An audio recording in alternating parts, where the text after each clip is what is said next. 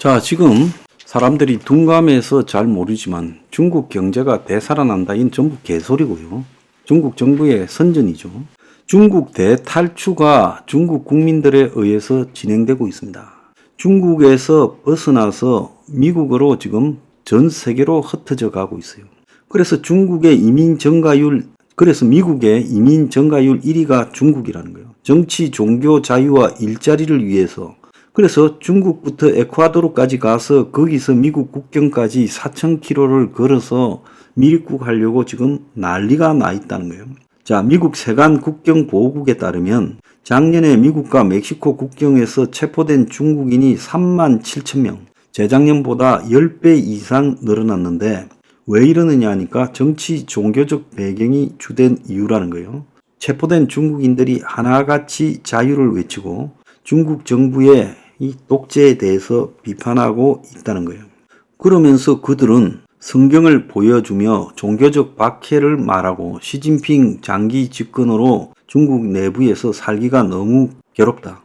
경제적 요인도 지금 크다. 중국에서 일자리가 없어서 먹고 살기가 어렵고 청년들도 일자리가 없다라고 합니다. 근데 미국에서는 일자리가 넘쳐나니까 미국에서 일자리를 얻기 위해 차를 팔고 집을 팔아가 돈을 빌려서 지금 미국으로 오기 위해서 썼다라는 거예요. 그래서 이들이 미국으로 직접 들어오기는 어려우니까 에콰도르 같은 중국과 무비자 협약을 맺은 나라에서 일단 내려가지고 콜롬비아, 파나마, 멕시코 6개국을 거쳐서 미국 국경까지 3,700km를 대장정을 나선다는 거예요. 도보로 대부분 이동하고 중간에 버스와 배를 타지만은 지금 정글 밀림에서는 무조건 걷고 그 과정에서 죽고 사기당하고 다치기가 예사라는 거예요. 중국인이 미국에 합법적으로 비자를 받기 어려우니까 중국인들이 지금 이런 육로로 망명을 하고 있다는 거예요. 그 망명 신청을 하면 일단 180일 동안 수용시설에 들어가 있다가 일단 망명을 신청을 하면 일단 수용시설에 들어가서 6개월 동안 취업 허가를 받을 수 있어요. 그래서 67%가 망명 수용이 된다는 거예요. 그래서 미국에서 망명이 거부되더라도 추방당하기보다는 결국 불법 이민자로 남는다는 겁니다.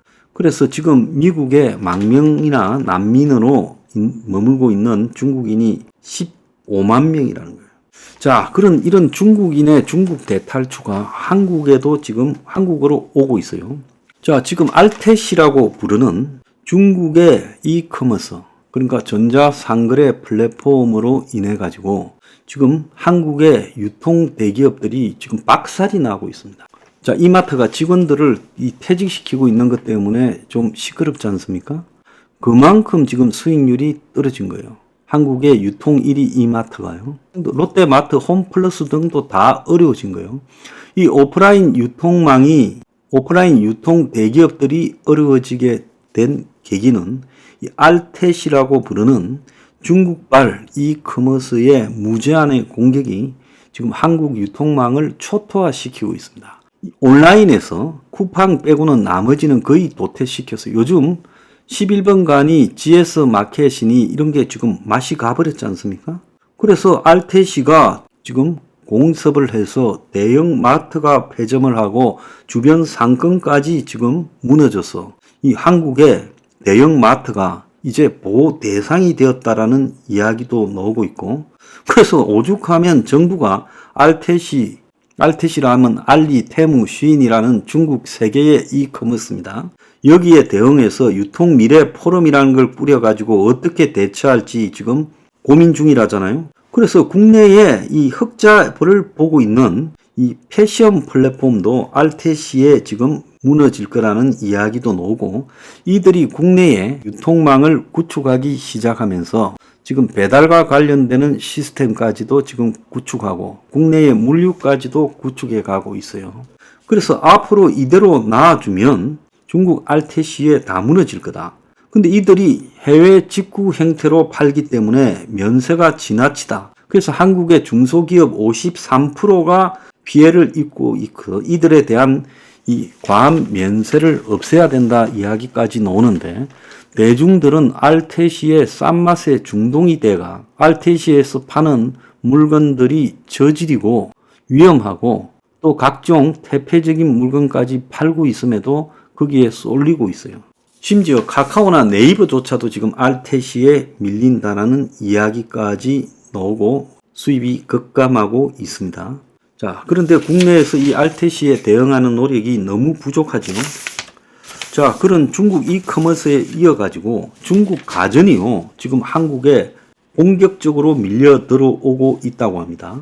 자, 한국의 하이엔드 고급 가전보다 중국 가전이요 훨씬 싸지요. 심지어 샤오미가 전기차까지 만들어서 지금 출시를 했다고 하지 않습니까? 그래서 달리는 가전제품을 머지않아 한국에 팔겠다고 하고 있고, 요즘 보면 중국 가전도 아주 고가가 아닌 중저가에는 굉장히 어느 정도 품질을 이루어서 중국 브랜드인 로봇 청소기 로보락이 2년 만에 한국 시장에서 1위를 차지했어요. 시장의 점유율 30%라는 겁니다.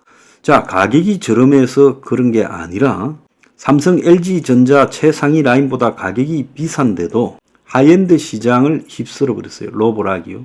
자, 그래서 이 로보락의 성공에 이어가지고 중국의 지금 가전이 TV부터 시작해서 냉장고, 에어컨, 가스레인지, 오븐, 이 백색 가전 시장까지 지금 다 진입을 하고 있다는 거예요.